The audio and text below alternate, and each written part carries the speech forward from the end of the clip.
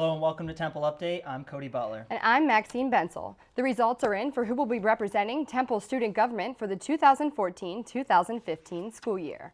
The race was between Renew TU and TU Believe. Renew TU's platform includes issues with education and the community. They are focusing on creating a more efficient and affordable education for students. TU Believe's platform consists of extended safe zone training for the LGBTQ community, as well as improving the Temple dining experience. We go live to Jeseamy Muentes, who is at the Temple Student Government Headquarters with the results of the landslide election. Jeseamy?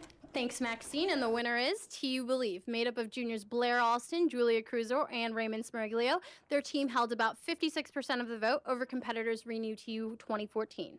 I'm here with Raymond Smeriglio, president of the TU Believe team. Ray, you just won after weeks of campaigning. How are you feeling right now? I'm feeling great. I'm feeling very excited. Our team's super excited, and now we just want to get to work for our student body. Okay. And when does everything start? When do you guys get inducted? Yeah, Darren actually just had a good conversation with me. We're going to start transitioning right away, and in the beginning of May is when we'll be officially inaugurated as your next executive leadership. Okay. And finally, is there anything you would like to say to your voters, the believers? To our believers, your phenomenal support is what's got us here, and now we're totally ready to represent you, and thank you so much, and we hope to see you around campus. Thank you so much, Ray, and congratulations. Thank you. Reporting live from Temple Student Government Headquarters, I'm Jeseamy Muentes. Cody, back to you. The potential for a strike continues between SEPTA and its employees. A contract for almost 5,000 workers in the Transit Workers Union Local 234 expired on March 15th. Another 2 contracts for a suburban SEPTA branch expired Tuesday, and the contract for a third branch will expire Sunday night. SEPTA has been making contract offers to the union, but the TWU says it needs more information from the agency. The union hasn't set a strike deadline, and one SEPTA worker hopes it doesn't happen.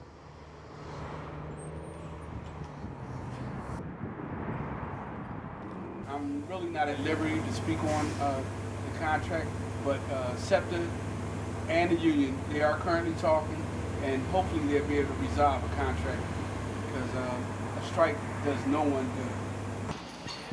The 6th largest transit operator, it serves Philadelphia and its surrounding counties with an annual ridership of about 337 million. These changes not only affect SEPTA workers, but students who use it. Updates Karen Fisher talked to SEPTA users to see what kind of impact that a possible strike could have. 33% of Temple students commute to campus using either the subway or a bus. 44% of Temple faculty also commute to campus in this way. Over this past weekend, the last of contracts representing over 5,000 transit workers expired, and SEPTA went into negotiations with union groups to discuss a new contract. While plans for a strike have not been announced at this time, if one occurs, a large portion of the Temple community and the city will be strongly inconvenienced. I'm a student, full-time student, and I work, and I need to work to stay a full-time student. So if they shut down, I can't work. If I ever need to get anywhere, use the subway, use the train. So I hope they don't. I hope they do come to an agreement, because there's people have to go places. So I work in Center City, so I usually take the Broad Street line, so it'd really kind of be an inconvenience. If they shut it down, I don't know what I'm supposed to do then. There's a lot of places that I can't really get to on foot, and cabs are really expensive, you know? The university sent an email to all students and faculty with information about Temple's plans in case of a strike, as the last contract expired. In the event of a strike, Temple will remain open and all classes will continue as scheduled. As the regional rail lines will not be affected by a work stoppage, commuters should look to take advantage of the regional lines and the Temple University stop. Commuters should plan to bike or carpool if possible, and the university will also offer reduced rate parking at all Temple lots and garages. Protests continue in support of Professor Dr. Anthony Montiero. At the Bell Tower Wednesday, supporters offered petitions and passed out flyers calling for Montiero's reinstatement.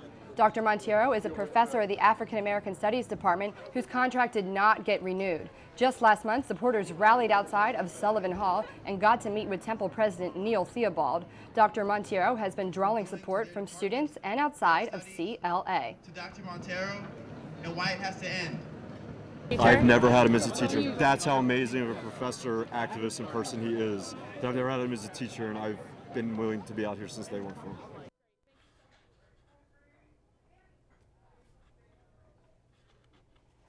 A spokesperson for the College of Liberal Arts released a statement to Temple Update, which read, in part, personnel decisions like these are extremely difficult and were made only after thoughtful consideration and consultation.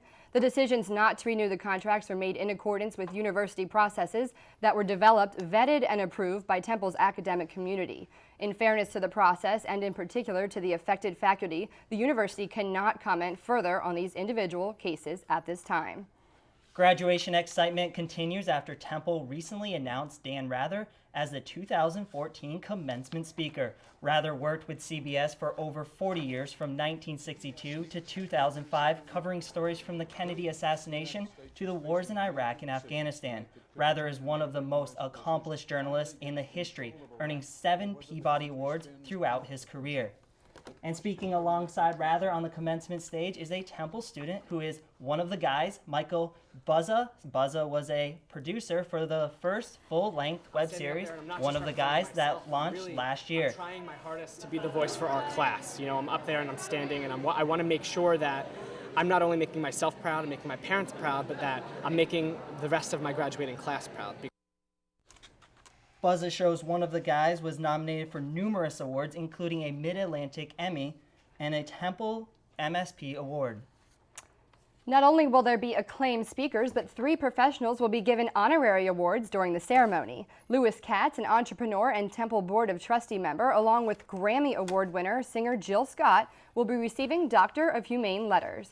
And James West, an inventor and research scientist, will be awarded with a Doctorate of Science. All 3 members were chosen for their outstanding achievements and service to the community. Tonight is the night Temple University welcomes one of the nation's past presidents. Bill Clinton will be the Temple Law Foundation keynote address speaker to help kick off their annual scholarship program. Marianna Zimmerman is live outside the Leacourt Center with more. Marianna.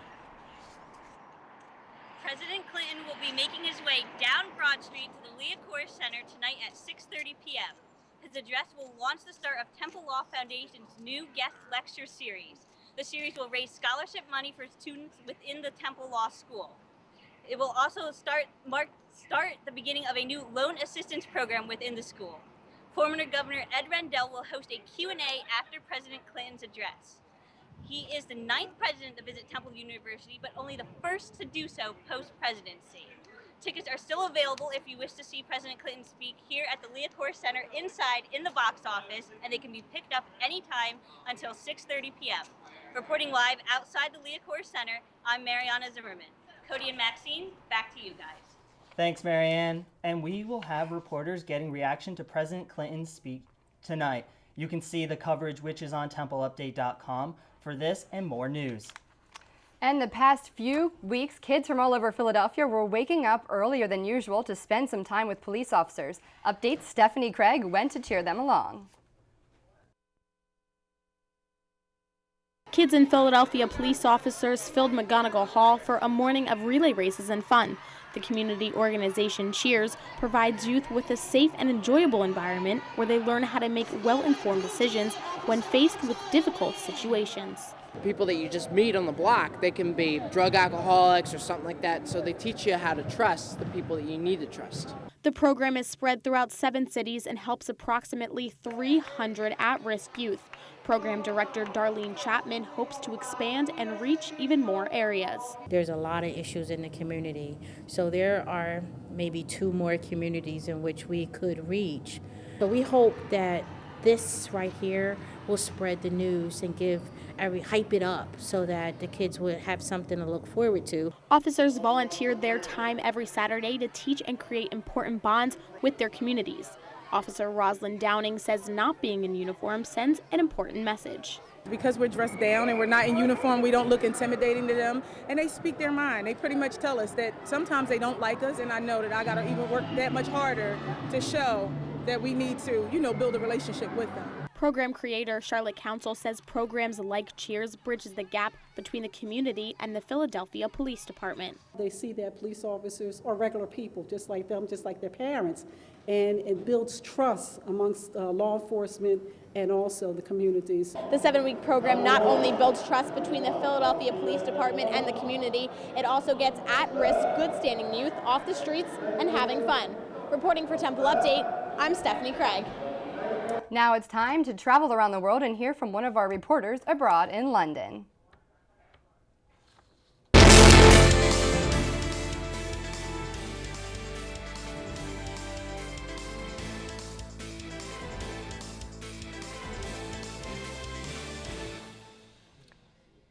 Studying abroad can make any student homesick. However, students studying in London have something that makes living away from home a little bit easier.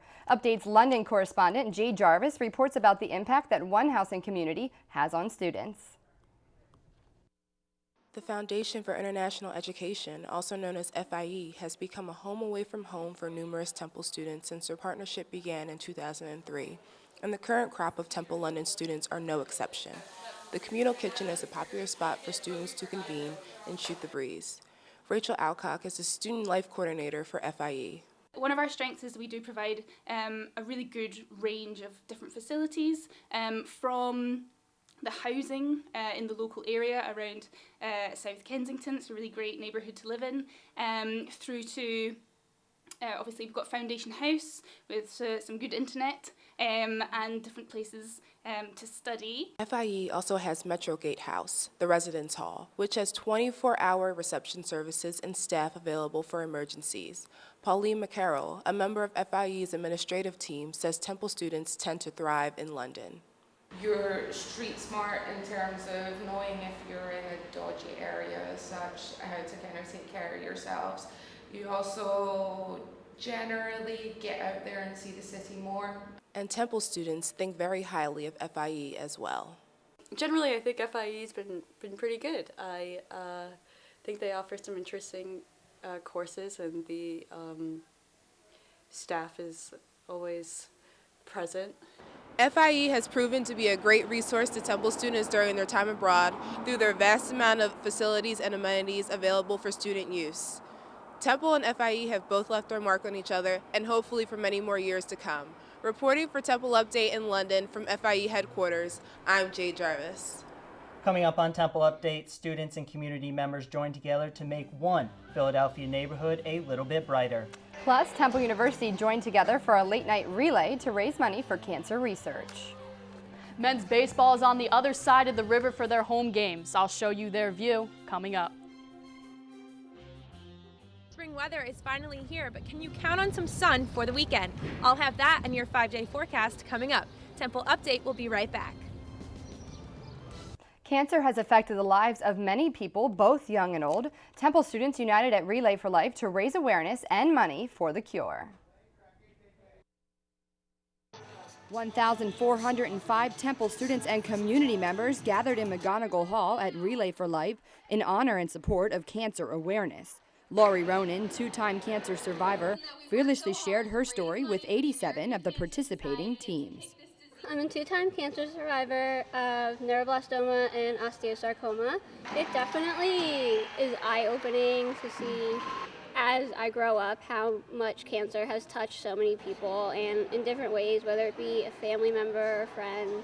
You know, I do feel, strong and that I was given, a second chance at life. Ellie Perlowitz, team recruitment leader, was moved by Relay when her mother was battling the disease herself 10 years ago. We were moved ever since. I think I was in 4th or 5th grade when we went, and I didn't really understand it or grasp the concept very much at all, but I never stopped. I remember getting in the car right after and being like, we need to do that at home, right now, and we signed up, and I got all of my friends involved. I'm always so inspired at the youth that's doing this, because they could be out on a Friday night doing a lot of other things, but they're here doing this, and I just think it's really awesome that, that people in your age bracket understand the fact that this is something that we've all got to pay attention to.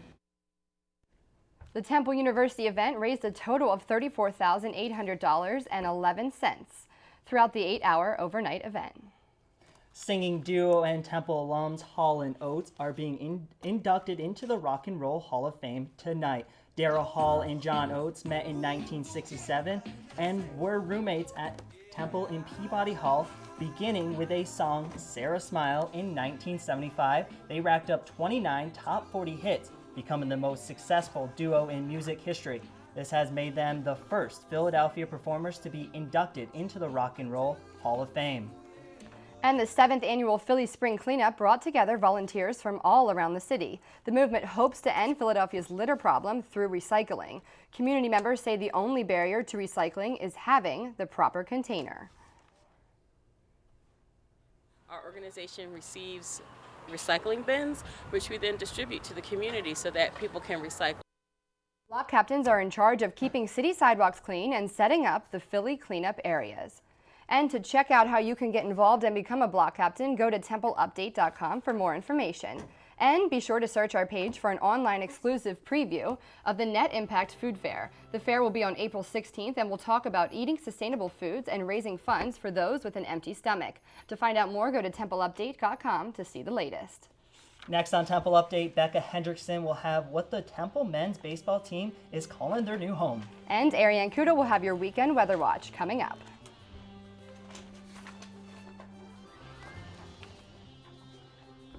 April showers bring delayed baseball. The Philadelphia Phillies home opener was pushed back, but fans still made their way to Citizens Bank Park when the Phillies took on Milwaukee Brewers. Fans gathered outside of Citizens Bank Park for some fun-filled events before the Phillies home opener. First home game on the season was supposed to be on Monday, but due to considerable rain, it got pushed to Tuesday. Manager Ryan Sandberg told MLB.com that the weather's clear on Tuesday. It made sense to him to reschedule. Sure enough, Tuesday was partly cloudy with some sun peeking through. Thousands of Philly supporters came out to have a good time. Many fans lined up to get ice cream in a cup and to take a joyride down a short zip line. Many stood to listen to a band and to see a familiar face on stage. All kinds of events are happening at the home opener. Behind me, there's a live band. Earlier, Fanatic was up there rocking it out.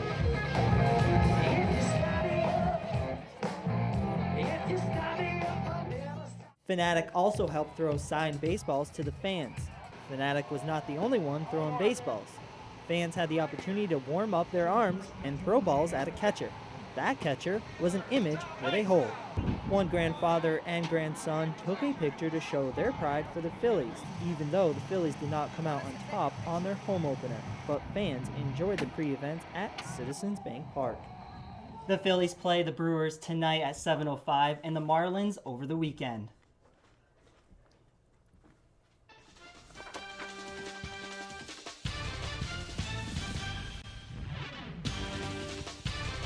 Hi, I'm Becca Hendrickson for the Sports Desk. Temple baseball made their debut at Campbell's Field over the weekend and took full advantage of that spring sports weather. But first, let's wrap March Madness. Well, Owl fans, I named my bracket You Conned the American after the conference was arguably gypped on Selection Sunday. But in no way did I guess the Huskies would win it all in both the men's and women's tournaments.